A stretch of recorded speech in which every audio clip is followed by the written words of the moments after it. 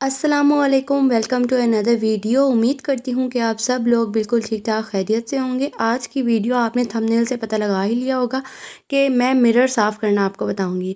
जितने भी गंदे आपके घर में शीशे हैं या ग्लास विंडो हैं जिन पे दाग धब्बे लग गए हैं और साफ़ नहीं हो रहे, उनको साफ़ करने का तरीका मैं आपको बताऊँगी। आपके पास अगर कोई भी पुराना टूथपेस्ट पड़ा है जो कि ख़त्म हो चुका है, आपने वो लेना है, उसको काट के उसमें से टूथपेस्ट निकाल लेना है। दूसरा इंग्रेडिएंट जो आपने लेना है वो है सिरका, और तीसरा बेकिंग सोडा। अब ये तीनों चीज़ें जब आप डालेंगे तो बेकिंग सोडा और विनेगर का रिएक्शन होगा और काफ़ी जो है ना बबली सा सोल्यूशन आपके पास बन जाएगा। आप टूथपेस्ट के अंदर पानी डाल के भी सोल्यूशन के अंदर ऐड कर सकते हैं। ये हमारे पास एक मिक्सचर बन गया। अब इस मिक्सचर को आपने कॉटन बड की हेल्प से अपने मिरर्स पे लगाना है। घर में आपके जितने भी मिरर्स हैं, वॉशरूम में, ड्रेसिंग, या फिर दूसरा रूम मिरर, या फिर आपकी जो ग्लास विंडोज़ हैं वहाँ पे, जहाँ जहाँ आपके ग्लास या मिरर्स लगे हुए हैं जो जिन पे दाग धब्बे पड़ जाते हैं, वहाँ पे आपने ये मैटर जो है बिल्कुल अच्छे तरीके से अप्लाई करना है with the help of cotton bud. शीशों पे मैंने लगा के ना सब शीशों पे 10 से 15 मिनट के लिए छोड़ दिया था। फिर मैंने क्या किया, 2 कपड़े लिए, एक गीला कपड़ा लिया और एक सूखा कपड़ा लिया। पहले मैंने गीले कपड़े से हल्का-हल्का शीशों के ऊपर लगाया, ठीक है? फिर उसके बाद मैंने क्या किया कि उन्हीं शीशों के ऊपर सूखा कपड़ा जो है वो मारना शुरू किया। टेबल के शीशे पे भी मैंने बिल्कुल उसी तरीके से सारा मैटर अप्लाई किया। जितने भी ये शीशे और ग्लास वाली चीज़ें होती हैं ना, इनके ऊपर बहुत जल्दी दाग धब्बे पड़ जाते हैं। चाहे पानी के छींटे हो, चाहे किसी भी चीज़ के, ये बहुत जल्दी गंदे हो जाते हैं। जब इन पे रोशनी पड़ती है तो जो है ना दाग वाज़े नज़र आते हैं।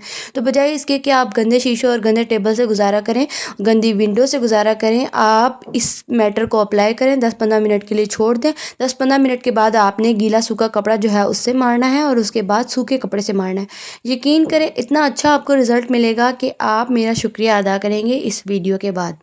नहाने से, मुँह हाथ धोने से जो वॉशरूम के शीशे होते हैं इन पे भी ना पानी के छींटे पड़ते रहते हैं, तो इनको भी साफ़ करना बहुत ज़रूरी है टाइम टू टाइम। तो ये मैटर लगा के मैंने 15 मिनट छोड़ दिया। 15 मिनट के बाद मैंने इन पे गीला सूखा कपड़ा डाला, फिर उसके बाद सूखा कपड़ा इन पे लगाया और इनको मैंने बहुत अच्छे तरीके से साफ़ कर लिया था। साफ़ सुथरे ग्लास शीशे जो है ना वो आपका अच्छा इंप्रेशन डालते हैं। कोई भी मेहमान आए या कोई भी बंदा हो, जब देखता है कि आपके शीशे साफ़ सुथरे हैं तो उस पे आपका बहुत अच्छा इंप्रेशन पड़ता है। गेट से इंटर होते ही सामने जो ग्लास विंडो थी उसके ऊपर भी काफ़ी निशान पड़े हुए थे, बहुत बुरे लग रहे थे।